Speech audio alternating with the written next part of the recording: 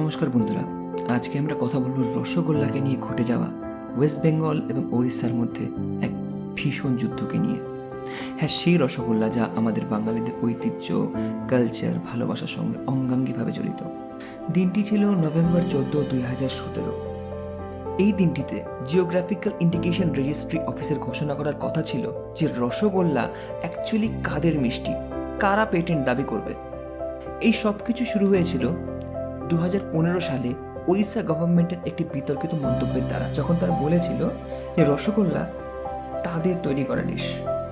যখন আমাদের দেশের কোনো প্রোডাক্টের সাথে কোনো একটি বিশেষ ভৌগোলিক অঞ্চলের ক্যারেক্টারিস্টিক জড়িত থাকে, তখন সেই প্রোডাক্টটিকে একটি জিআই ট্যাগ দেওয়া হয়।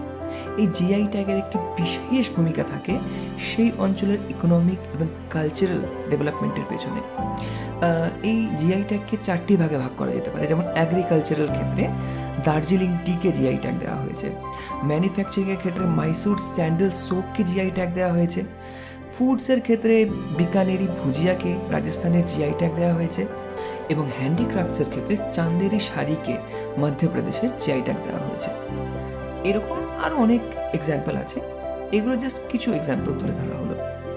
আগেই বলেছি, এই সমস্ত বিতর্ক শুরু হয় 2015 সালে উড়িষ্যা গভর্নমেন্টের একটি বিতর্কিত মন্তব্যের দ্বারা, যেখানে তারা বলেছিল যে রসগোল্লা তাদের বানানো খাবার।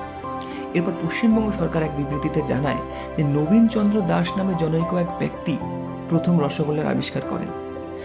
এর পরিপ্রেক্ষিতে উড়িষ্যা গভর্নমেন্ট বলে যে কয়েক শতাব্দী ধরে পুরীর জগন্নাথ মন্দিরে প্রসাদ হিসেবে, ভোগ হিসেবে রসগোল্লার ভোগ চড়ানো হয়। বিভিন্ন ধর্মীয় গ্রন্থে, তাদের প্রাচীন পুস্তকে, অনেক জায়গাতে রসগোল্লার বিবরণ আছে, এই বলে দাবি করে ওড়িশা গভর্নমেন্ট। এরপর কোর্ট রুম থেকে টুইটার, বিভিন্ন ইন্ডিভিজুয়াল, সেলিব্রিটি, বিভিন্ন অর্গানাইজেশন সবাই এই যুদ্ধে অংশগ্রহণ করে এবং ইভেনচুয়ালি 2017 সালের 14 নভেম্বর রেজিস্ট্রার অফিস থেকে এই ঘোষণা করা হয় যে রসগোল্লা ওয়েস্ট বেঙ্গলের ডিশ এবং জিআই ট্যাগ ওয়েস্ট বেঙ্গলকে দেয়া হয়। এর পরিপ্রেক্ষিতে সিএম শ্রীমতী মমতা ব্যানার্জি টুইট করেন, এই বিষয়ে তার খুশি তিনি প্রকাশ করেন। কিন্তু এখানেই যুদ্ধের শেষ হয় না। এরপর 2018 সালে Odisha small industries corporation limited এবং উৎকল নিষ্ঠান ব্যবসায়ী সমিতি একটি অ্যাপ্লিকেশন দায়ের করে, যার পরিপ্রেক্ষিতে 29 জুলাই 2019 জিআইআর অফিস পুনরায় একটি বিবৃতি পেশ করে এবং ওড়িশার রসগোল্লাকেও জিআই ট্যাগ দেওয়া হয়।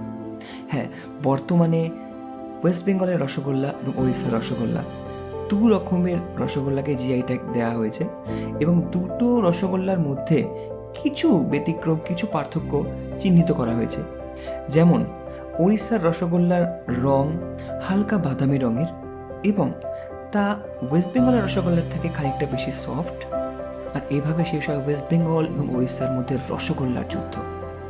হ্যাঁ, এখন বর্তমানে ভারতের রসগোল্লার জিআই ট্যাগ ওয়েস্ট বেঙ্গল এবং ওড়িশা দুটো স্টেটের কাছে আছে। আপনারা জানান যে আপনারা ওড়িশার রসগোল্লা খেয়েছেন কিনা, আর দুটোর মধ্যে কি পার্থক্য আপনাদের ফিল হলো, কমেন্ট বক্সে জানাবেন। আর আমার এই চ্যানেলটিকে সাবস্ক্রাইব করে দেবেন এরকম নতুন নতুন বিষয় জানার জন্য। নমস্কার।